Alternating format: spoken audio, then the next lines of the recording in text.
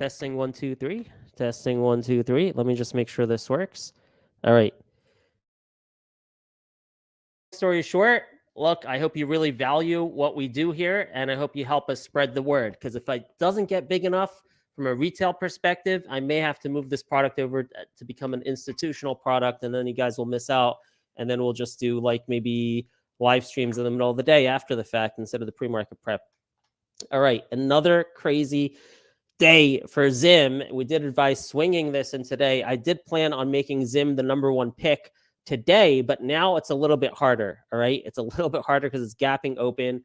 Did I sell all my common shares at this point? I think I sold all my common shares here in pre-market.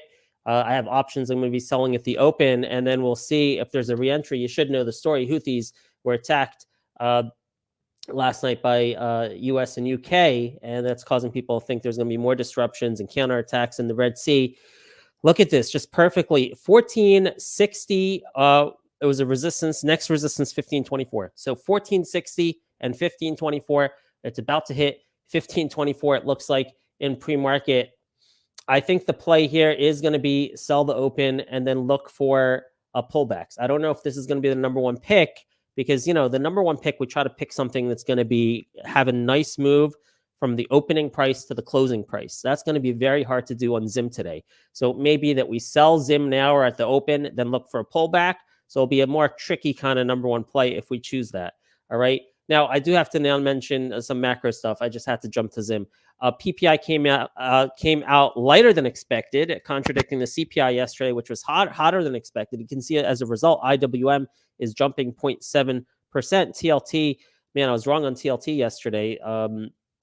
I thought, well, it worked in the morning. IWM short, RK short. I was shorting both of them in the morning, and they both rebounded. They both closed red, but TLT really surprised me. RateX, actually, the expectation that we're going to get rate cuts increased yesterday. So there was something in that CPI super core, I don't know what they're looking at, that said, hey, we still think there are. I think a lot of this is political, to be honest with you. I think the Fed pivot has to do a lot with being an election year, and it's being political here. So that's why I think everyone's betting on cuts, no matter what the data shows. But the PPI came in light today, reinforcing what people want, lower rates, and that's given a bid to IWM. So you know what? What we do best, though, what we do best are these individual stocks. Like, why bother? Like, I give this commentary, and that's great to give you context. And it's good to have that context because sometimes if there's a market tailwind or a headwind, it can impact individual stocks. But we do so freaking amazing on predicting imminent price movements on individual stocks. Like, why even bother with the overall indices? In any case, just a beauty, Zim. All right, let's go through it, and then we'll try to pick our top picks. Tesla with terrible news. I think we covered some of it yesterday, but there was more that came out. Hertz during the day yesterday said they're selling their entire Tesla fleet. They said, and they're not going to be doing EVs because of the high repair costs on EVs. And then overnight, Tesla dropped their prices in China to an extent where there's an analyst that covers it. I forgot what his name is. Gary. Is it Gary Black or something? Who I follow on Twitter. And he did a math on the price drop in China. And his this could decrease EPS by 7% this year. And he expected a re-rating down. But also overnight, Tesla said they've stopped production in their Germany factory because of Red Sea disruption in the supply chain. And this coming after Air earlier this week said, hey, our largest customer, Tesla, the growth is slower than we expected. And that's why they had to revise their guidance down. So bad news after bad news after bad news for Tesla. This morning, it's below the 200 DMA, broke below the 200 DMA yesterday. So let's move to the weekly candles. On the weekly, you see the 200-week moving average at 217.57. It's at 221 now. Okay, and then that 200-week moving average, it's been it's dropped a couple times below it, but it's turned out to be a good buying opportunity. Let's go to the monthly for a second, because you can see that clear here too. The 50-month moving average, which I guess is probably similar to the 200-week moving average. It makes sense, right? 4 weeks in a month, so 50-month. But you can see it here as well, that's a long-term trend support line. So I think this could flush down and possibly even go below that 217 level. Hold on. There's something else here. Okay, the month though, 50-month is a 210. So like 210 to 217, I think can be tested. We're at 221 right now. But there's obviously worry there and fear. I mean, there's a lot of bad data coming out. What if it closes below those key moving averages and doesn't reclaim it? What's the PE on this thing? 72 forward PE. So potentially Tesla does not have a good year ahead of it. All right. But anyway, today we could see a acute re-rating down because of the price drops in China and because of the Germany factory closing. Yesterday, before I get to air, yesterday, I think, well, not only yesterday, throughout the week, I think we gave you the BA short idea a couple times this week, and then we reiterated it yesterday. Our target was 214. Now it looks like it's heading right to 214. All right, FAA increasing their oversight of Boeing over here, and that caused yesterday the stock clearly broke its support right here, and I actually added more to my short when it broke below 223.20 yesterday. When it broke below 223.20, I added more to that BA short because the next support I see is right here at 214.62, the 200-week moving average. So that's working out this morning, down $3.50. So a few more dollars of potential downside in BA, but I might be taking my profits at the open. I am in put options on that. So want to take advantage of the high premiums at the open. All right. Air. So okay, look, air, I've been talking about how this didn't flush as hard as I thought it would. You can see the target clearly if you go to the weekly candle. So check that out. You can see that clearly, 50 and 41. And I don't really see any other candle support in between that weekly moving average and where we are right now.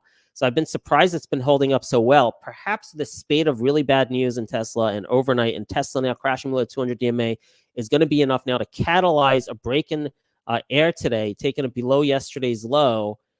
Yesterday's low was 1760. So kind of a anticipation move here because we don't see the technicals breaking down this morning in pre-market yet. We have no specific air catalyst yet, but kind of anticipating that this could break below 1760 today and start making that swing move over to 1541 on air. But is Zim a better play? Maybe. After we sell it to open. So let's see. All right, let's see what else we got going on. Oxy, man, I didn't hold this overnight. I thought Oxy was going to surge yesterday on two catalysts, on oil being up due the Red Sea, not the Red Sea, but the incident off the coast of, now I forget the name, some other country. There was an oil tanker that was boarded. And, there was that catalyst and Warren Buffett buying more shares. And I really thought Oxy would outperform yesterday and disappointed and was heavy all day and was just following XLE. Really wasn't taking a cue from those two catalysts. So I sold it. And now then we get the Houthis attack and oil surges this morning. And so unfortunate, although did I buy some common shares in my IRA? Maybe I did. Let me see. Oxy. Oh yeah, I have some, but just some. All right, not a big deal. So in any case, so Oxy, could this with oil being up now 2.2%? You know what? I have to just say, from geopolitical perspective, we have this Houthis attack, but we also have a 3-day weekend. Markets close on Monday. And I've seen this time and time again. When there's geopolitical worries into a 3-day weekend, there's at least two assets that do well: gold and oil. All right. Now they're already up 1.4% on gold, 2% on oil. Is this going to surge into the... I'm not sure. This is not like the attack on Israel where, oh my gosh, the world's going to end, huge war, whatever, World War III. All right, this is okay. We attacked these guys in Yemen. I'm not so sure that's a big enough catalyst to worry about, oh my gosh, like world war over the weekend. So gold, I don't know about. Gold has two tailwinds though, with the light PPI and this war. Oil is a little more interesting to me though, as far as maybe having a tailwind throughout the day. Because while I'm not anticipating any kind of like world war or regional outbreaks, I could see attacks being stepped up on oil tankers as a response, okay, by Houthis or their allies. So that's potentially something. But again, it's like the volatility and unpredictability of something like that versus a Zim that we can understand much better, and we can understand all the factors much better, or an air where we can understand all the factors much better, or even a BA, which is just a clear-cut case of technicals and the FAA. I'm not sure that like an Oxy and oil is going to rise to the top of the list, but that's a trade idea for you. So Zim, Tesla, Air, Boeing, and Oxy, I think, are the ideas for you. Oxy long, Boeing short, Tesla short, Air short, Zim long. All right, those are the top picks today. By the way, ANF has just been a beast. Oh my gosh, I had $100 weekly call options on this I sold yesterday. Oh yeah, for a small loss. Look at that. Looks like it might get there. Looks like it's heading over 100. Wow, this thing is just a beast. ANF. What is? And their PE is still low. Forward PE 16. Oh my gosh. All right. Anyway, ANF has been a beast. You know what? We got to keep our eye on ANF. That could make a move over 100 today. Stick that up there. All right. Okay. Those are the top picks. I'm starting to worry about these miners a little bit.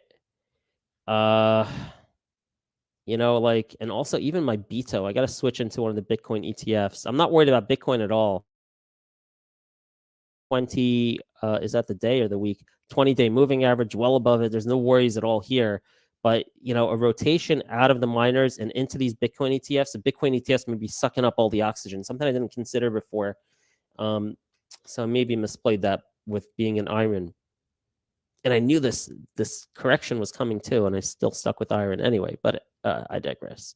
There were bank earnings this morning. I don't cover banks, so take a look at that. All right.